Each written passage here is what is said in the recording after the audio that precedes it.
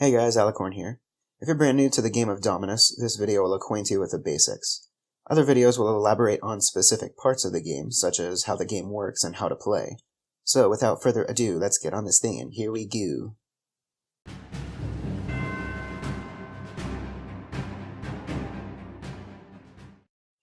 We'll start with the top row. Welcome to Dominus. Next. The game list shows you what games are slated to start, and which are already going. If you sign up for a slated game, your castle starts working right when the game begins, even if you don't start playing until hours later. The forum is where you can discuss things with the whole community. Be careful what you say here though, because this is a forum, not a chat room. 1. Everyone in the community can read what you say, and you can't delete posts. 2. What is said here has a sense of permanence, so please make sure what you say carries some weight. We all hate pointless comments on YouTube or other forums, so don't be that person. The Results tab shows the results from all previous games, who won, and the leaders in Vassals and Income. Between wins, vassals, and income, the Rankings tab shows generally who are the best players, though it can be a little misleading, because as far as skill level goes, some people should be in higher or lower positions. For example, even though I'm about at the same level as Woot, I'm not nearly as good as he is, and any of these, God Senior, Thrax, Nikita, Arconin, Qing Dynasty, Drum, Dark Knight, God of War, and probably a few more, could whoop me easily. Your Games shows which games you are currently in. The store is where you can buy pro tokens, pro accounts, different castle skins, or just donate.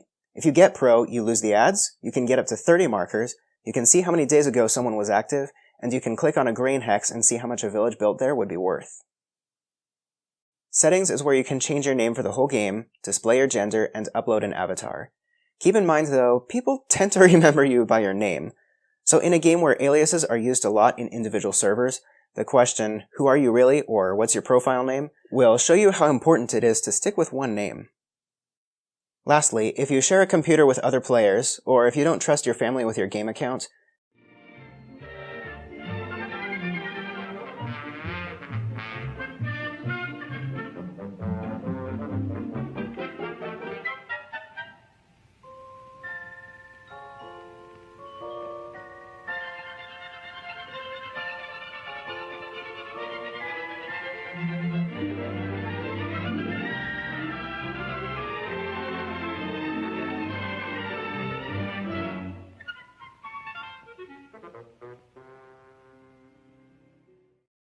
you should probably sign out before leaving the computer. Now that we're done with the upper tabs, let's go to the left panels.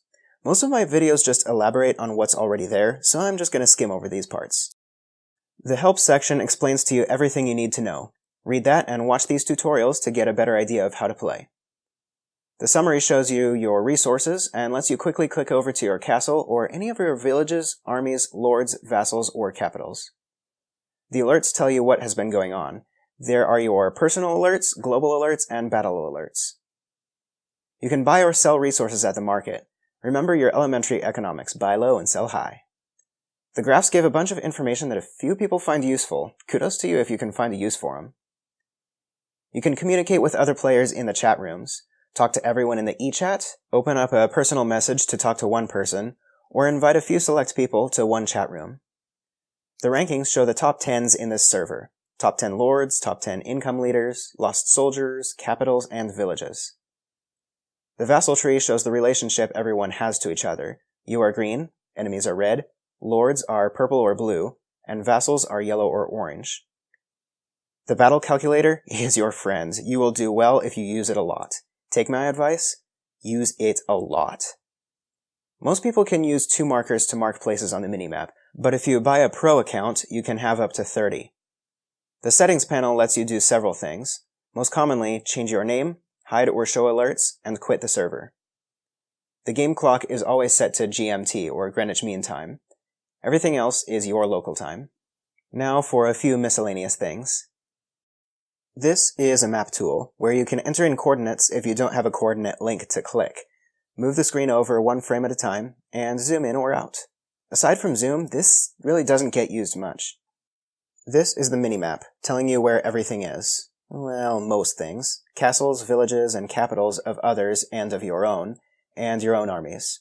That's about it, and you do have to click on some things to get them to show. When you click on something like this, The pointer finger selects the item, like a player or just any old thing. The I centers the screen on that thing. The X closes the window. Create chat room does just that, it creates a chat room. Add marker puts a marker on the minimap. And everything else should be pretty self-explanatory. Item name, owner info, relationship to you, other players' lords when clicked on the castle, garrison, strength, and resource info for villages and capitals. You can even rename your own things. Finally, you are ready to get started. This button allows you to buy new soldiers, but you shouldn't do that if you're just starting out. Build villages first, then troops. This button lets you create your armies. My favorite starting combo is pulling out both cavalry, sending them to good spots, pulling out some archers and pikes, and sending them 2 by 2 to those spots. It's a great way to get your economy started and protect those villages in the beginning. Don't worry so much about keeping your castle safe this early. Many strong players empty their castle right at the beginning so they can give maximum protection to their villages. When your own units are selected, here are all the things you can do. Click Move Army to move your army. Combine army if there are 2 or more armies on the same hex, and you want to do that. Split army to split your army into 2 parts. Return to castle to send them on a one-stop trip back to your castle. Join village garrison if you want to do that. Disband army if you don't want the army anymore. And build village if it's on a grain hex you like. Well, that should help you get started if you are totally unfamiliar with the game. Good luck, good playing, and never give up.